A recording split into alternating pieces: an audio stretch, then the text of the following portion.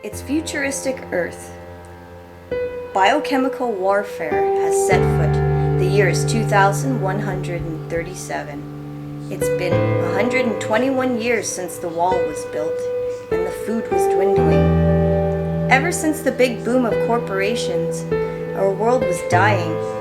The Earth's atmosphere was so thin and the sun so intense that the human race hadn't walked a light of day in over 25 years. And the governments were still at it.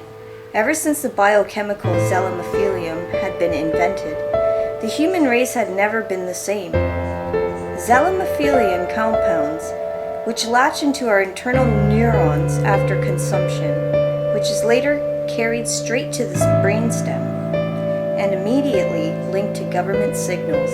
And here is where our story takes place. Life never seemed so precious until now. Since Project 2115, no one really knew how good we had it back in 2016. Colonel Paul and his men grabbed everyone and anyone they could to save them from infection. Colonel Paul worked for the U.S. military government. He was stationed at Area 51 back when they were developing the biochemical. The day Project 2115 was about to be released was the day that he and all his men turned their backs onto their leaders. They grabbed women, children, anybody they could, and they turned to an old bomb shelter as home base. John and his men worked frantically gathering food and supplies, but it was hard to do, and there was never enough. The program was invented by Professor Slate, who for the past 50 years turned our whole world upside down. Stationed to work at Area 51, Slate invented the biochemical for the government to control all opposing threats to the U.S. through exports. Little did they know the power Slate had in his very own hands. Little did they know that the professor lived in his own polluted mind. And little did they know that Slate was planning to use this biochemical on everyone, including the world leaders. Colonel Paul and his men were gathered at the table to discuss their next move. "But Colonel," one of Paul's men exclaims, "the compound has every square inch of miles under surveillance, and we've lost 40 good men figuring that out.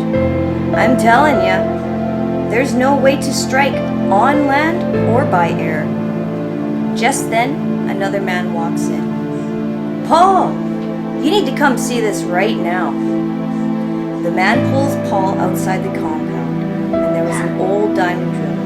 It had some crazy old hippie graffiti on it, a picture of the world with the letters Big Betsy scrawled all over it. Paul looked left and right. Then he asked, "Does it work?" "Yes," said the man. Paul grinned. "Well, I guess we just found our answer then, men.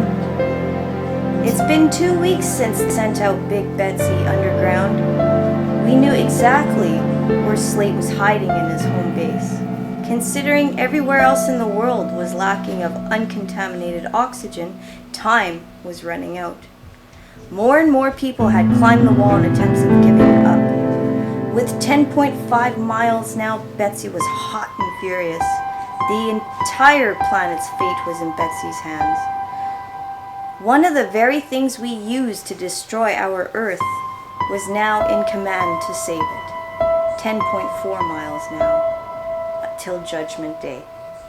The day we finally reclaim our planet from the forces of our man-made evil in which controls us. 10.3 now. Meanwhile, in Slate's quarters, he was beginning to show his age. Now, at the tender age of 78, he was suffering from countless night terrors, flashbacks of the time when the Earth was healthy. He was beginning to see the death and ghosts of all that was beautiful in the world. He knew Paul was coming, but he didn't care. It's time to throw in the towel. I'm too old to change. 7.5 miles to go. Big Betsy was our goddess. Geez, she's 600 cubic feet of pure raw power. Big Betsy was her last hope, and she was approaching her target fast. Back in Paul's quarters, they were cheering as they tracked every inch of her progress. Colonel Paul and his team were dedicated for results. Part of his team were a group of scientists and geologists working on a project of their own, a sort of recipe to turn corporate smokestacks to pump out and create clean oxygen by using harvested solar power. Since the sun had been so hot these past decades, and then it happened. Crash! Big Betsy came up through the floorboards of Area 51. Metal, glass, wires came from all directions. Professor Slate sat in his chair 3 inches from a razor-sharp 5-foot piece of steel that came from the floorboards. "You win," Professor Slate whispers to himself. The computer sending out the signal had stopped, as millions of people began to wake up from their strange dreams, some startled, some knowing. But once awakened, Colonel Paul and his men used international media to announce and inform the people of their great discovery. They ordered a plan to unite whoever was left to make our #1 priority to make our planet healthy again. And 10 years later, we had every corporate smokestack in the world pumping clean air back into the atmosphere. But 20 years was the big one.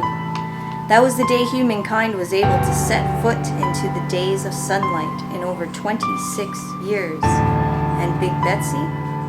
Well, she was preserved and raised on a platform on display for all to see, to tell and teach our children as a forever reminder of how bad we actually got, and how important it is to never go back to those dark ages of human history again.